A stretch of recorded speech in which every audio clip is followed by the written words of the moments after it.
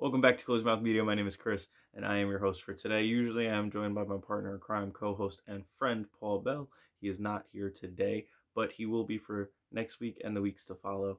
We record these episodes so in the middle of the night, 3, 4 a.m., and we try and get them out as soon as the episode drops. That, sometimes there are some complications. But he will definitely be here for next week and for the weeks to come. Now, getting into WandaVision episode 4 and the review, my review. There are a few interesting things with this episode. One, this is probably the first episode where I have some true cons, and it's going to be the first episode that I will score, spoiler alert for later for my score, below a 9. And one of the main reasons for that, I guess I'll give it away early, is that it felt like a recap episode. And that's exactly what it was. It was a recap episode from the outside world's perspective of the WandaVision sitcom that what is perceived to be Wanda is creating. So we open the episode with a whoa moment, basically, which is being introduced to Monica Rambeau. Monica Rambeau, if you've seen Captain Marvel, the little girl that is the daughter to Maria Photon Rambeau, as they put on her name tag, or her, well, actually not her name tag, her memorial, basically, as the creator of S.W.O.R.D. That's her daughter, and she meets Captain Marvel, and then now we have Monica Rambeau, full grown, who then is also Geraldine in the sitcom, the person that Wanda straight up tossed out of the sitcom, out of that world.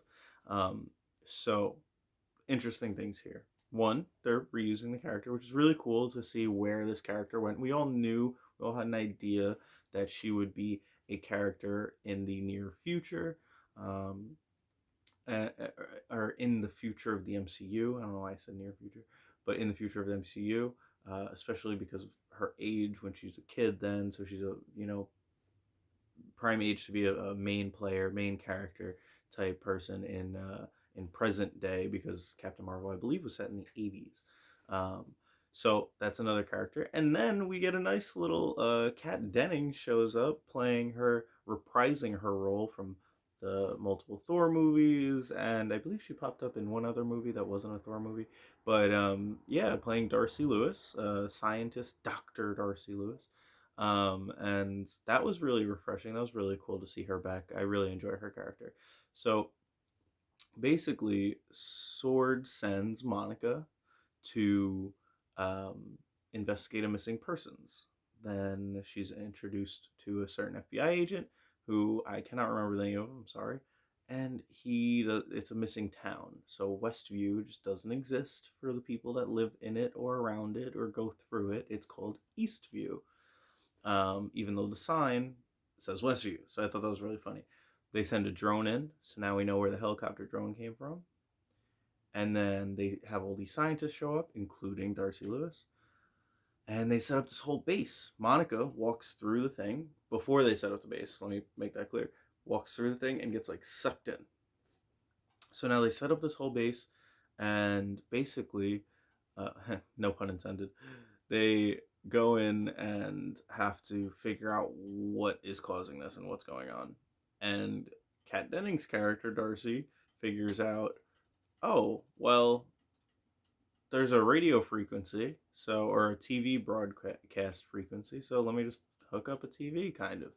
And she hooks up a really old Stone Age TV, and they are literally watching, so like from episode 1 where it zooms out and you see the person watching the screen, they're literally watching the sitcom that we've been watching, which we kind of knew because of the end of episode 1 and 2, where you see them kind of pan out and it shows the screen and they click it off and things like that. So now we know that they know what we've been watching, basically. So their impression of this at first seemingly is that Wanda and Vision are in there and they're trapped. Then we fast forward a bit. They send in the beekeeper, they send in this person, they send in that. They're trying to figure things out. um, Darcy's character has an idea to speak on the radio frequency of the radio that's inside Westview, and that's where we get that scene at the meeting that Wanda went to, saying, "Wanda, who's doing this to you, Wanda?" So now we have a few different amazing little things explaining where they came from. We know where the helicopter drone came from. We know where the beekeeper came from. We know where the radio interception thing came from.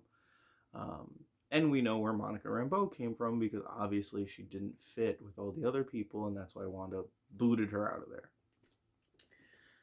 Whew. I loved a lot of these little recap things of like where they came from. The only thing is that in a 28-minute episode, with only 9 episodes, so I'm hoping we get some longer episodes soon because this felt like it flew by. I just recently started watching Titans, and those are 45-minute minimum episodes, but typically an hour.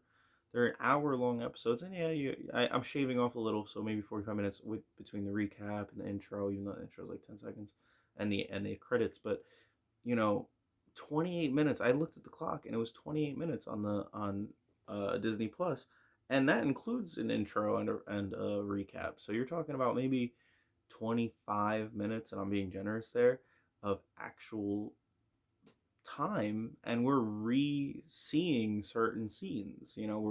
We're seeing the extended scene of Wanda booting Monica Rambeau out of the house and then re-putting the house together. We're re-seeing the whole thing of Vision saying, "Hey, we can go anywhere we want," and Wanda saying, "Well, no, we can't because you're fucking dead." And she actually, it seems like she forgets to make him look alive, and so you see Vision with his crushed forehead and no Mind Stone. Um, and basically, it ends with Monica uh, being, she's kicked out, and they ask her a few questions, like, "Monica, are you okay? Are you okay?" And all she says, while on the ground, still in her 80s gear, so that was not just a mental effect that Wanda's doing. She's literally putting people in different outfits. Um, and she changed the drone, which when it comes back out, the drone is still in this like older vibe to it. It's not like this high tech drone. So yeah, she basically says it's Wanda. It's all Wanda. Which, here comes one of my other cons. So I am hoping, because we're only on episode 4, that this is not all Wanda. Not just because I want to be right about my prediction, um, but because I really just think that that was extremely predictable. Even though I didn't predict it, because we knew that Wanda could do this. She is that powerful, and to have it just be her, I'm still holding out hope that this is her neighbor Agnes. So one interesting thing is that throughout the episode, they're pulling up, okay, this missing person is this missing person is that, this missing person is that. One person who, now I have to watch it back because I don't know if I'm correct on this, but one person I don't remember them saying this person is played by person A. So like Mr. and Mrs. Hart are this person and this person who live in Westview. Vision's coworker is this person, and Herb is this person. One person I don't remember them mentioning is Agnes. They don't actually go out and say Agnes is played by this person. So I still am holding out hope that Agnes has a part in this, a big part. Because if it's just all Wanda having a episode, no pun intended, having an episode and just saying that's it, I'm creating my own world, as cool as it would be, and I love watching Wanda and Vision interact and see all this stuff and Marvel content, it would just be a little bit too much like, oh, all right, yeah, that makes sense. I want a little twist in there. I don't want an Iron Man 3 level twist, but I want a twist. I think it's Agnes. I really do. I'm holding out that it's Agnes. I did not see her on that missing persons board that they were putting up all the different names of who's playing who. So I think it's her. I'm holding out that it is her. Um, Other than that, the one major con that I have for this episode, and it's not just because of my love for her, because it's for both of them actually, is that there was no real Wanda or Vision. The show is called WandaVision, and I understand having other characters and developing another kind of entire atmosphere of this base and sword, and the limitations of having a sub 30-minute show. I mean, these are SpongeBob length episodes at this point, is tough, but I just wanted a little bit of a progression with Wanda and Vision, just because I want to see it. I love those characters. Scarlet Witch is top three favorite characters, if not my favorite character in Marvel. So I really wanted to see her kind of progress in her story, especially after having the kids. So that was my major con for this episode. I think is that I just really wanted to see Wanda and Vision, mostly Wanda, progress in their story more and see where they were gonna go. Now, one last thing before I give a score is Vision once again, after he says, Wanda, we can go wherever we want, and she says, no, we can't, this is our home, he kind of has a certain look on his face. And I think, I don't know if it has anything to do with the Mind Stone, or if it's just her having trouble kind of controlling a created vision through her mind, or what is going on there, but he definitely is being clued into what's going on in some way or another. He's not under the same veil that everyone else is. So we'll see where that goes. That is about it for my review. Score? I'd say this episode was a 8.5. So every episode before this, I think I gave 9.5 or above. I think episode 3 was like a 10, I said, because it was just so damn good. I really felt the limitations of having only a 25-minute episode. I, am even more upset about it, kind of, because we only have 5 more episodes to go, and it feels like, we have, and I understand Marvel does 2-hour movies and they fit everything in there, but we have, let's say half an hour for each episode. That's about 2.5 hours more. And I'm just sad that we had to spend a full episode kind of recapping where these things came from. I feel like they could have spent half the episode doing that, and setting that up, kind of just showing, hey, look, this is the drone, this is the beekeeper, or whatever, and then like maybe focus more on like Darcy, or giving us a little bit of progression with the twins and Wanda and Vision, and um, I don't know. I trust them. Let's see what happens. I'm excited for next week, because I think next week we'll get back to Wanda and Vision's progression. I don't believe they're going past the 80s, or 70s or 80s, wherever they are right now, because most of the visuals from the trailers and things like that are in that time period. So I'm thinking that's where she kind of, all right, we're stopping here. We've gone through enough decades.